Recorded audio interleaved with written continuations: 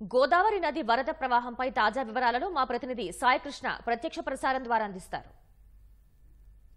శ్వేత, గోదావరి వరద ఉధృతి కొనసాగుతూనే ఉంది. తగ్గిన గోదావరి మళ్ళీ క్రమంగా పెరుగుతోంది, స్థిరంగా కొనసాగుతోంది. ధవళేశ్వరం సరార్థన్ కాటన్ బ్యారేజీ వద్ద మొదటి ప్రమాద హెచ్చరిక కొనసాగుతోంది. ప్రస్తుతం మనం కోనసీమలో నాటుపడవలో ప్రయాణిస్తున్నాం. పి గన్నవరం మండలం శివాయిలంక వద్ద నాటుపడవలో ప్రయాణిస్తున్నాం. ఇక్కడ ఈ లంకవాసులు గ్రామంలోకి వెళ్ళటానికి ఇలా రోజు వరద వచ్చిన సమయంలో నాటుపడవలోనే వెళ్ళాలి. సుమారు 45 నుంచి నిమిషాల నుంచి గంట సేపు మాత్రం ఇలా ప్రయాణం చేస్తూ ముందుకు సాగాల్సిన పరిస్థితి ఉంది. ఇక్కడ కొబ్బరి తోటల్లో దారి మధ్య ఇరుకుగా ఉండటంతో ఈ శివాయిలంకలో మరబోట్లు నడపటం లేదు. పి గన్నవరం మండలంలో అత్యధికంగా లంకలన్నీ కూడా నీట మునిగి ఉన్నాయి. ప్రధానంగా వశిష్ఠ గోదావరి, వైనతేయ ఈ రెండు గోదావరి మధ్యలో ఈ ప్రాంతం అంతా విస్తరించి ఉంది. బూరుగు లంక, జీ పెదపూడి లంక, ఉడిమూడి లంక, అరిగిలవారిపేట, శివాయిలంక, ఏనుగుపల్లి లంక ఇలా అన్ని లంక గ్రామాలు కూడా మొత్తం నీరు చుట్టుముట్టేసింది.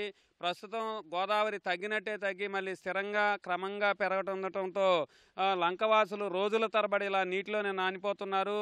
గ్రామంలోకి వెళ్లేందుకు నాటుపడవలపైనే ప్రయాణించాల్సిన పరిస్థితి ఉంది. గంట సేపు ఇలా నీళ్లలో నడుచుకుంటూ రాకపోకలు సాగించడం ఇబ్బందికరంగా మారింది. మిగతా ప్రాంతాల్లో కొంత మరబోట్ల ద్వారా వారు గమ్యస్థానాలకు చేరుకుంటున్నారు. అయితే ఇక్కడ మాత్రం పరిస్థితి అందుకు భిన్నంగా ఉంది. మరోవైపు గౌతమి గోదావరి తీరం అంతా కూడా ప్రమాదకరంగా మారింది. రావులపాలెం, ఆత్రేయపురం, ఆలమూరు, కపిలేశ్వరం మండలంతో పాటు మొత్తం కొత్తపేట మండలం అంతా కూడా పంట పొలాలను ముంచేసింది, వరద నీరు చుట్టుముట్టేసింది. అలాగే ఐనవిల్లి మండలం కూడా గౌతమి గోదావరి తీరంలో ఇబ్బందికరంగా మారింది. ఎదురుబీడం కాజ్వేపై ఇంకా వరద నీరు ప్రవహిస్తుండటంతో రాకపోకలు ఇబ్బందికరంగా మారాయి.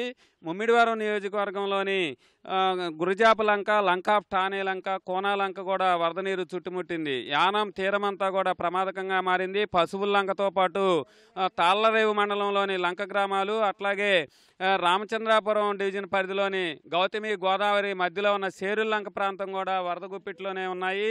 ప్రస్తుతం మాత్రం మిగతా ప్రాంతాల్లో కొంత మరపడవలు రాకపోకలు సాగిస్తున్న ప్రజలు ఇక్కడ పి గన్నవరం మండలంలో మాత్రం శివాయిలంక వద్ద ఇలా నాటుపడవలోనే ప్రయాణం చేస్తున్నారు. మొత్తం కొబ్బరి తోటలు, అట్లాగే అరటి, ఉద్యానవన పంటలన్నీ కూడా నీట మునిగిన పరిస్థితి మనం చూడవచ్చు.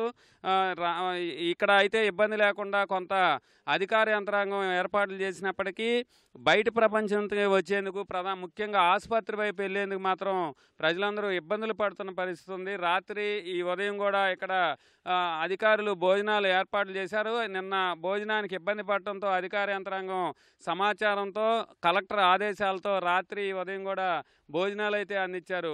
ప్రస్తుతం ఎగువ ప్రాంతం నుంచి ఇంకా భారీగా నిలకడగా వరద వస్తుండటంతో కోనసీమలోని లంకలు అన్నీ కూడా ఇంకా ఇలా వరద నీటిలోనే నానిపోతున్నాయి. ఈ వరద ఎప్పుడు ఎగువ ప్రాంతంలో ఎప్పుడు తగ్గుద్దా అన్న ఎదురుచూపులు అయితే ఇక్కడ తప్పటం లేదు. ప్రధానంగా ఈ వరద తగ్గిన తర్వాత కూడా మునిగిన పంటలు ఏమాత్రం చేతికి అందే పరిస్థితి ఉండకపోవచ్చు అని ఆందోళన చెందుతున్నారు. కొబ్బరి తోటలకైతే ఇబ్బంది లేదు, కానీ రోజుల తరబడి అరటి, కూరగాయలు, అలాగే బొప్పాయి తదితర ఉద్యానవన పంటలన్నీ కూడా లక్షల రూపాయల పెట్టుబడులతో సాగు చేస్తుంటారు. ఏడాది పొడవునా కోనసీమ లంకల్లో మొత్తం పంటలన్నీ కూడా పండిస్తుంటారు. ఇలాంటి ఖరీదైన పెట్టుబడులు పెట్టిన పంటలన్నీ కూడా వరదార్పణ అవడంతో రైతులు మాత్రం ఆవేదన చెందుతున్న పరిస్థితి ఉంది. ప్రస్తుతం మనం చూడవచ్చు, పోయినంత దూరం కూడా ముంచేసిన వైనతి గోదావరి ఈ ప్రాంతాన్ని అంతా కూడా శివాయిలంక ముంచేసింది. ఈ ప్రాంతం అంతా కూడా పూర్తిగా వరద గుప్పిట్లో ఉండటంతో శివాయిలంక వాసులు మాత్రం చాలా ఇబ్బందికరమైన పరిస్థితి తలెత్తింది.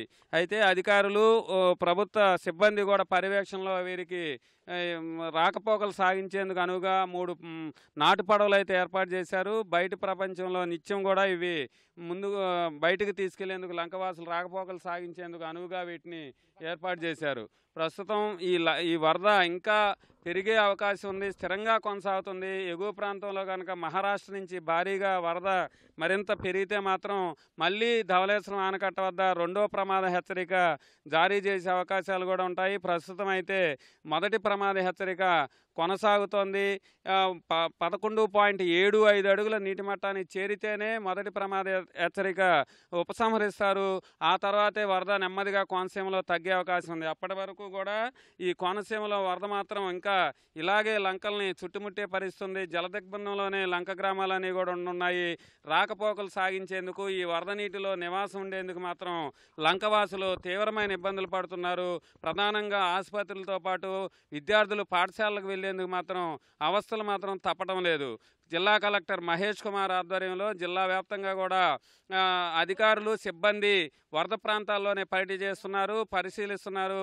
ఎవరు కూడా అత్యవసరమైతే తప్ప ఈ వరద నీటిలో రాకపోకలు సాగించవద్దని అధికార యంత్రాంగం విజ్ఞప్తి చేస్తోంది. కెమెరామెన్ రమేష్తో సాయి కృష్ణ.